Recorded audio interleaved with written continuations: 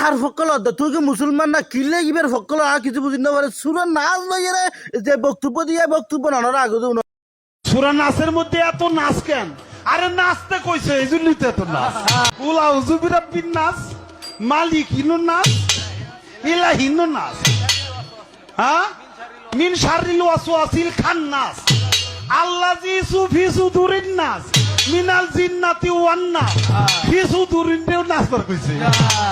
এর পরজাইরা যদি অতিরিক্ত সুশীল গিয়ে দেখাতে যাইরা অনরা অভিমান আছে কিনা নেই মুসলমান হলে হনদিন ইতার ফকল অন্য পারে ইতাল্লা সর্বোচ্চ ফাঁসির দাবি করতে যে রাজপথের নামিয়ে ন বুঝন তারপরে যাবে যারা ফকল